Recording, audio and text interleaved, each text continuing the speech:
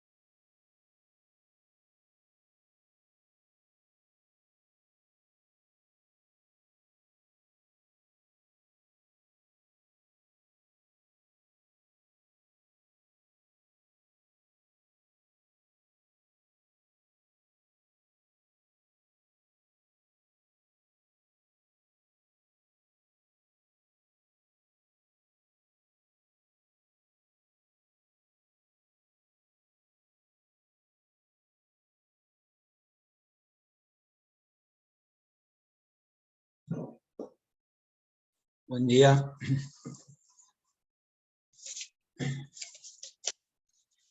Buen día, profe. ¿Cómo andan, chicos y chicas? Hola, profe, buen día. ¿Qué tal? Esperamos un minutito que a la autora Ana Laura Vulcano, que ella va a dar la clase.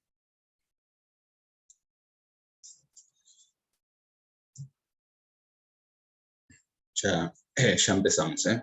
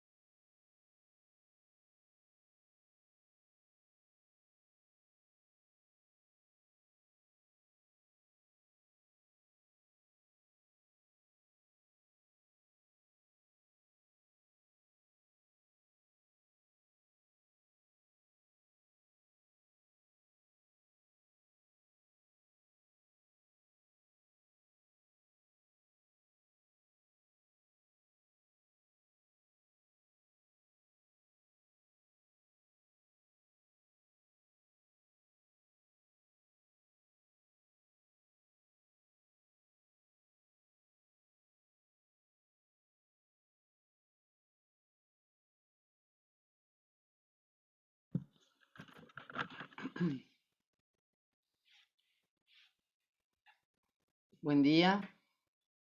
Buen día. Buen día. Hola, profe, buen día. ¿Cómo están? Buen día, doctora. Hola. ¿Qué haces? Bueno, ¿cómo están preparados? ¿Ya estamos?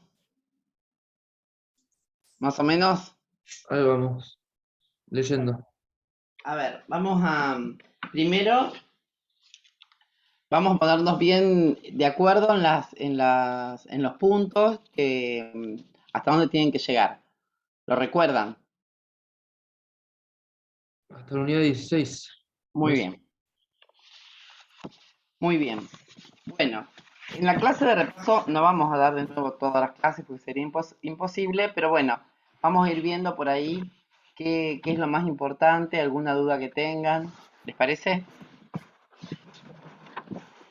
Bueno, somos poquitos, empezamos igual, Gustavo. Estás muteado. Qué lástima. Había dicho cosas muy importantes. Muy importante. No, este es el número que ha habido en la Bueno. última clase, así que creo que no creo que se sumen muchos más. Bueno, el primer punto sería el pacto de San Nicolás, ¿no es cierto? El acuerdo de San Nicolás. Sí. Bueno, y ahí, bueno, de esa unidad, lo más, donde tienen que hacer más hincapié es en la Constitución del 53, antecedentes. El pacto es un importante antecedente. A ver, de ahí que alguna duda. Me gustaría, si yo pudiera entrar, a ver si puedo entrar al campus para ver las lecturas obligatorias. Las obligatorias. Creo que voy a tratar de hacer algo así muy sofisticado para mí, que es entrar a Yo, otra pantalla. yo lo abro en otro dispositivo y te voy diciendo. Sí. Ahí ven. Espera, pero no puede ser que no pueda. Espérenme un momentito.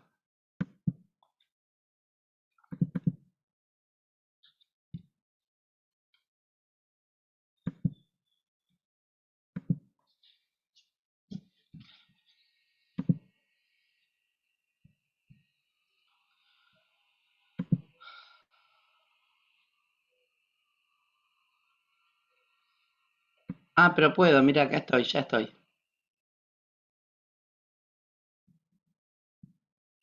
Unidad 9.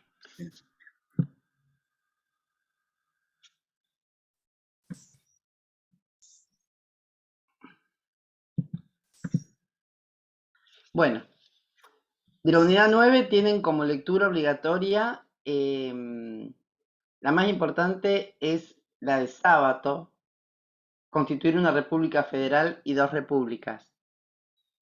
¿La tienen, chicos, a esa?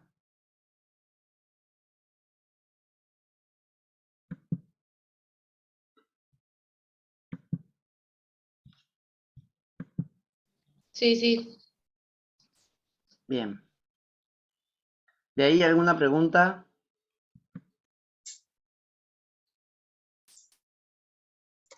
Tienen muchas clases grabadas también.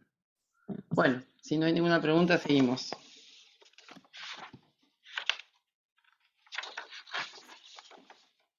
Profe, Sí, yo tenía una pregunta. ¿Qué habías dicho? O sea, lo más importante fue tener en cuenta el acuerdo de San Nicolás y el análisis de la Constitución de 1853 y de los antecedentes, puede ser, pues justo se me había cortado. sí. La Constitución del 53, un punto muy importante, antecedentes, que algo habrán visto con nosotros, me parece que no, pero en otra comisión seguro.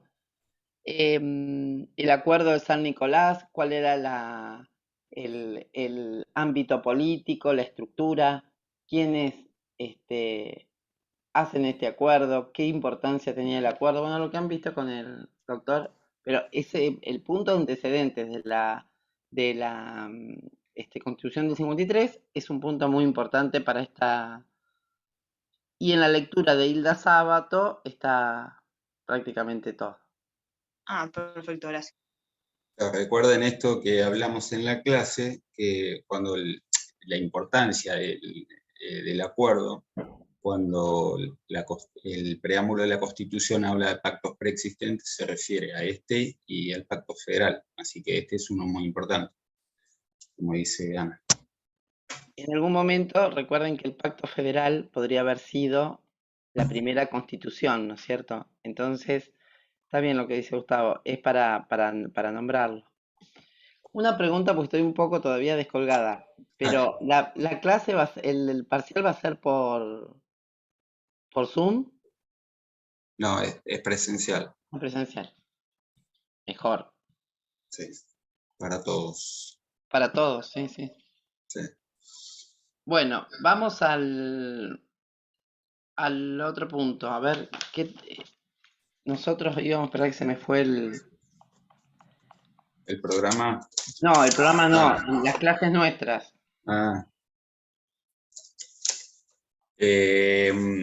Acá era Acuerdo de San Nicolás, disposiciones, la posición porteña, decía algo, ahí puntualmente. Hablamos de los debates que se habían dado en la legislatura. ¿Recuerdan ahí lo que pasó? Que Buenos Aires finalmente termina yendo por otro lado, y los debates que se habían dado en la legislatura, eso lo vimos, que había dos posiciones, y después la reunión de la constituyente propiamente dicha, pero Bien. nosotros no vimos eso. Ahora, No, otro punto que vieron fue la codificación. El aporte, el código napoleónico, el aporte de Savigny, que es el contenido de interbloques. Ahí, no sé si tuvieron esa clase, Gustavo. sí, la tuvimos. Bueno, Este, ¿alguna pregunta con respecto a esto?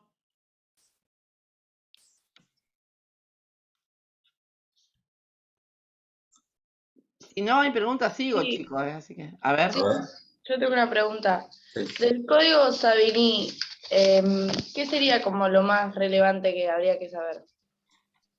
En realidad no hay un código de Savigny. Lo que hay es el código Napoleón, y se menciona particularmente el código Napoleón. Fue el código civil francés que se dio mientras Napoleón estaba a cargo del Estado en Francia.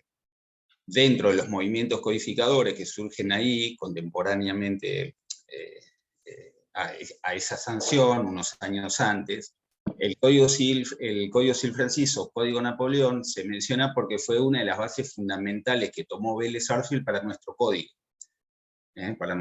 civil. Entonces, recuerden ahí que vieron que hay una mención que también aclaramos por qué decía contenido interbloques, porque si bien en toda la materia se va haciendo como un orden cronológico, acá se hace referencia a cuestiones de otra época y otro contexto. Entonces también mencionamos durante la clase algunos antecedentes de codificaciones que ustedes han visto en la primera parte, por eso nos remitía a otro lado. Pero específicamente no hay un código Savigny.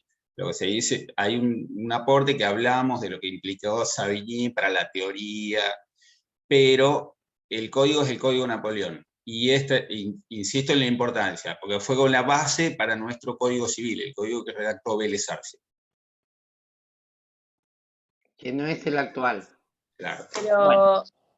perdón, pero entonces el código Napoleón es la base que usó Vélez Sarsfield. Es uno de los que se basó. Tomó muchas fuentes, digamos, como fue una fuente. Okay. Fue una de las fuentes. Después tomó otra fuente importante, fue el proyecto de Código Civil de Brasil, el Código de Freitas, que quizás van a leer algo por ahí, pero muchas de las fuentes provienen de ese Código Civil. Y la importancia, si quieren, así, tampoco vamos a profundizar mucho en todos los temas, pues seguramente han tomado nota en clase. Pero es que fue el primer código de estas características. En los procesos de codificación, este fue el primero con esas características. Muy bien. Bueno, seguimos. De la unidad 11, nosotros teníamos el punto de la ley Sáenz Peña como ruptura de orden político conservador y ampliación de la República. Ahí tienen que hacer también un poco de, si esta pregunta se da en el examen, un poco de antecedentes, ¿no es cierto? ¿Cómo era el Estado con referencia al sufragio? ¿Recuerda alguno cómo eran las votaciones, cómo era el sistema anterior a la ley? ¿El sistema político? El voto cantado. Sí, podemos por ahí mirar este tema desde el punto de vista conservador, ¿no es cierto? El voto, decimos, entre comillas, cantado, porque no había un control de ese sufragio, y el hecho de que no fuese secreto hacía que hubiese demasiado clientelismo con este voto, que la ley Sáenz Peña nos ayuda a mirar la realidad, ¿no es cierto?, de nuestro sistema de elecciones, pero esta ley es una bisagra en la historia de la democracia, o para las democracias, no solamente de la Argentina, sino de América Latina. ¿Cuál es la característica de esta ley? ¿Qué dice esta ley? No establece el sufragio universal obligatorio Universal. Muy bien, para personas mayores de 18 años. muy bien. ¿Quiénes votaban?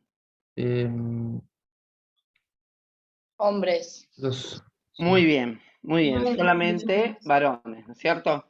Bueno, en este Profe, perdón, punto, sí, ¿no votaban también no podían votar también los extranjeros, o sea, los nacionalizados?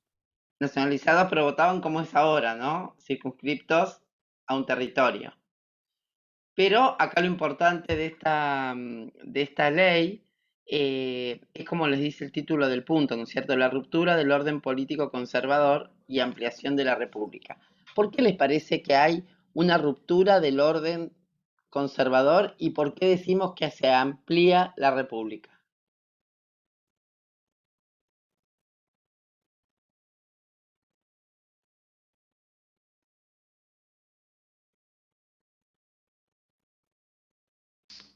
Porque en ese momento estaban gobernando los conservadores y a través de manejar el voto seguían en el poder sin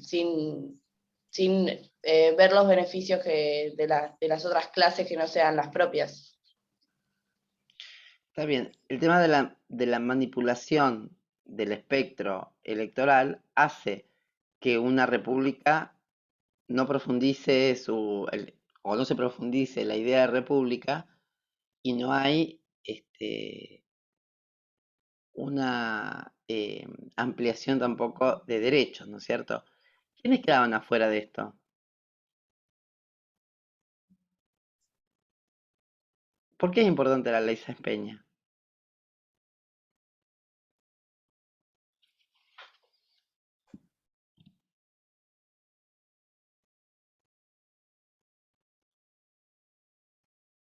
Piensen que esta ley, chicos, es pilar de la República, ¿no es cierto? Si no hay un sistema de sufragio claro, sobre todo universal, y cuando hablamos de universal, en este momento histórico, no eran todos, pero eran los posibles en ese momento histórico, ¿no es cierto? No se podía hablar de república si el sistema no era claro, ¿no es cierto? Porque era pilar de ese futuro gobierno. Entonces, esta ley termina o quiere terminar con un estado de prebendas, ¿no? Un estado populista, si bien eran conservadores, como en este caso, como vivimos históricamente en este momento, gobiernos conservadores, pero eh, quieren demostrar una mirada popular, cercana. Bueno, pasaba lo mismo en este tiempo, ¿no es cierto? Son gobiernos que, como en el momento de la ley Sáenz Peña, ¿no?, cercenaban los pilares de una democracia fuerte, de una república fuerte. La ley Sáenz Peña es un quiebre, no, o una bisagra, podemos decir, un antes y un después en la preservación de la república. Por eso es una ley que ha sido tomada en América Latina como fuente de muchos otros estados. Bueno, a ver qué otro tema. De ahí tienen, a ver, las lecturas. Es muy importante, no lo vieron con nosotros, pero es muy importante de acá, de esta unidad, la lectura de Suriano, la cuestión social. Bueno, seguimos. ¿Estás por ahí, Gustavo? ¿Querés? Estoy. Porque no te veo. No. ¿Querés aportar algo? Estábamos, bueno, no, ibas a pasar ya al otro, estaba viendo cuáles eran las lecturas obligatorias, tratando de abrir. La de esta es Suriano. Sí, Hay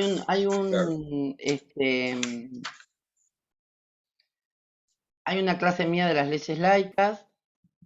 claro, es verdad, eso no nos tocó en esta oportunidad, pero yo pero están. le dije en la clase, lo mencionamos, que no dejen de aprovechar ese material.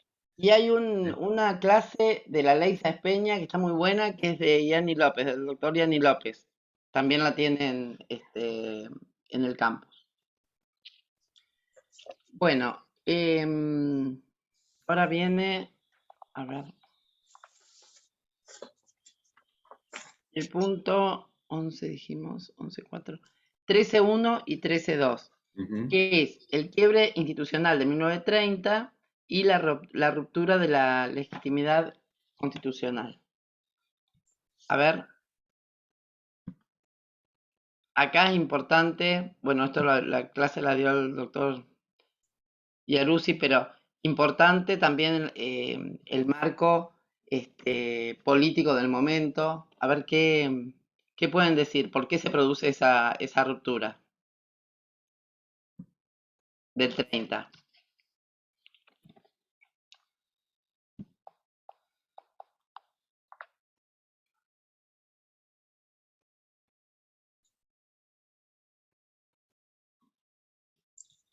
¿Se acuerdan?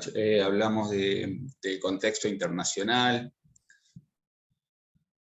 de algunas situaciones importantes que se dieron en el mundo que terminaron influyendo, ideas políticas de los golpistas. Hablamos de las dos facciones, había dos grupos dentro de los que dieron el golpe.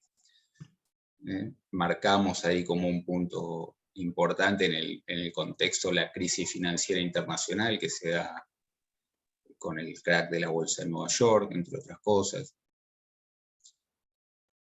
¿Recuerdan algo de eso? Sí. Acá es importante la acordada de la Corte. Claro. ¿Qué pasó ahí? ¿Recuerda alguien?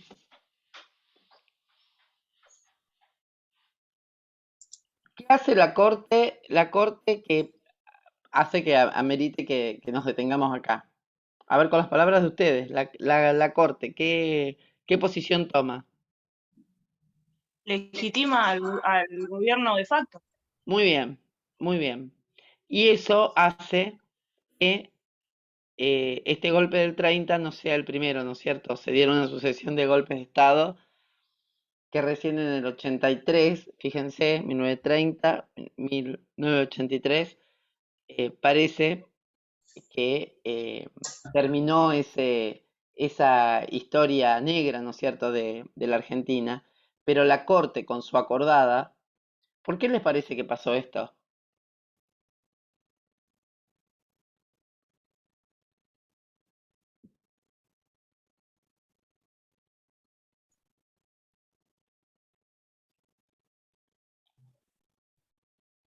A ver, ¿qué vieron de la acordada?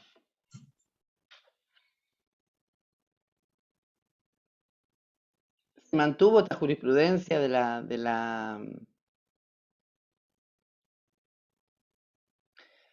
Se mantuvo porque fíjense que hay muchísimas leyes que quedaron de las dictaduras que no,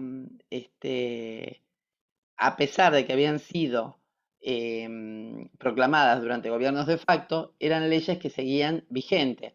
Por ejemplo, una ley que hace, un decreto que hace poco desapareció, es la posibilidad de,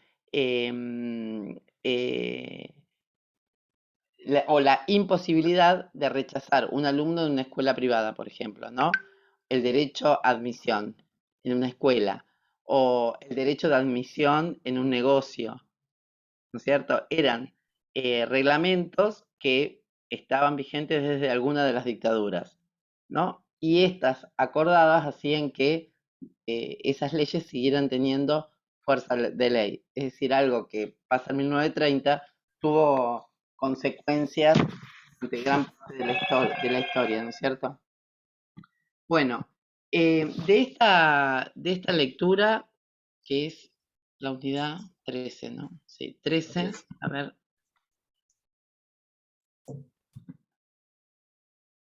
Esperen que lo voy a abrir para ver las lecturas. Hay una de Alfonsina. Es importante una clase de Alfonsina sobre la restauración conservadora. Y acá tienen una lectura de Suriano, que es Dictadura militar y democracia fraudulenta, que también es importante. Hay varias clases acá, pero bueno, lo importante es la clase de Alfonsina, la restauración conservadora y la lectura de Lobato. ¿Eso lo leyeron, chicos, o todavía nada de esto? Sí. Bueno. Bien. Chico, la autora yo ya les he mencionado, pero es una obviedad casi porque se aclara que es lectura obligatoria, pero hace hincapié en esto permanentemente porque generalmente aparecen en los exámenes preguntas en las cuales se dice, según Hilda Sábato, ¿no? Entonces, ustedes tienen que haber leído la lectura de Hilda Sábato, bueno, en este caso, por ejemplo, que es la de Lobato y Suriano. ¿Qué dice? Entonces es importante que lean esa lectura porque generalmente suelen aparecer preguntas referidas específicamente a lo que dicen esas lecturas. Bien, ¿alguna pregunta?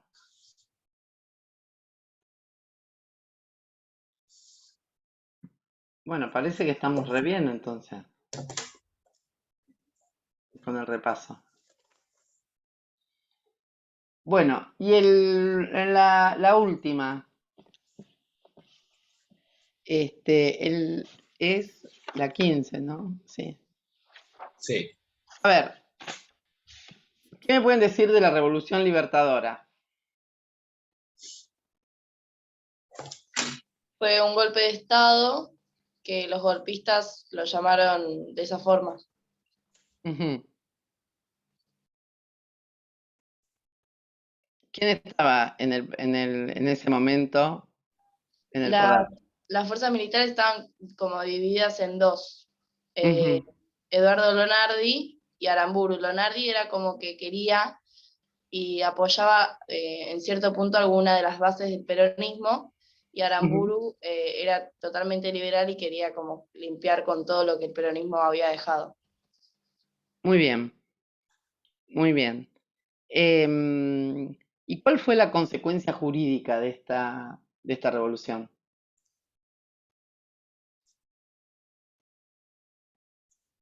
¿Hubo un intento de qué? Sí, puede ser que se dejó en vigencia la Constitución de 1853, derogando la de 1949. La del 49. ¿Y qué importancia tenía eso en el 49? ¿Qué había pasado? No, y en el 49 se agregaban un montón de derechos sociales de las clases por ahí, de los sectores más populares. Muy bien, bueno. Estamos afiladas, Ana, ¿eh? Muy bien. Bueno, no sé qué habrás, Gustavo, lo más importante, pero bueno, me imagino que la reforma constitucional del 57, ¿algo más? Exacto, claro. La reforma del 57 vimos, y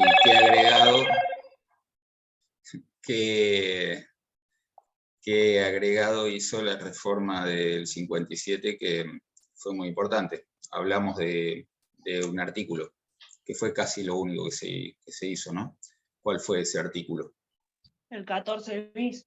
Bien. Muy Que bien. reconocía varios derechos, ¿no?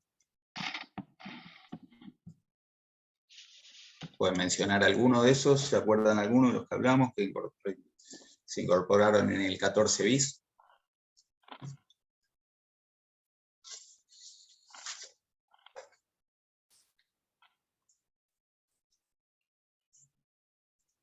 A ver, piensa algún derecho que tengamos ahora. A ver. Sí, por ejemplo, el principio de huelga, la jornada limitada, el descanso, las vacaciones, Muy todo bien. eso. Muy bien. Claro, fueron leyes más que nada de protección al trabajador. Muy bien. Muy bien.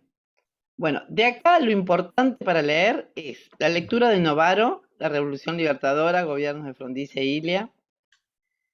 Tienen una de Taroncher, que es La Conjura de los Necios, que tiene que ver con el otro punto, que es el derrocamiento de Ilia. Y si no tienen, si tienen un poquito de tiempo, hay varias clases grabadas de Alfonsina, porque es su tema, que les pueden servir también. Del otro punto, Gustavo, algo importante que quieras pedirles que... Bueno, ya después hablamos dentro de esta unidad del gobierno de Frondizi, ¿no? La suma del 58, vimos la inestabilidad institucional del momento, también es importante la época de la proscripción del peronismo, que no puede participar en las elecciones, el acuerdo que hizo Frondizi para llegar al gobierno, la debilidad con la que llegó, como consecuencia de esto la sujeción que tuvo prácticamente durante todo su mandato a las Fuerzas Armadas, toda la cantidad de azonadas que hubo. Y finalmente, bueno, llegamos ahí. Recuerden que hablamos que hubo un nuevo golpe en el 62, que asume el presidente provisional del Senado, Guido. Ahí hace una mención el programa, por eso también hacemos esta breve mención. Y se llega a las elecciones, y después llegamos al gobierno de Ilia. Hablamos de solo algunos de los muchos importantes logros que hubo en la gestión de Ilia, pero en el marco de esta inestabilidad política que hubo durante todo el periodo, dijimos que a pesar de todos esos logros, terminó cayendo, ¿no?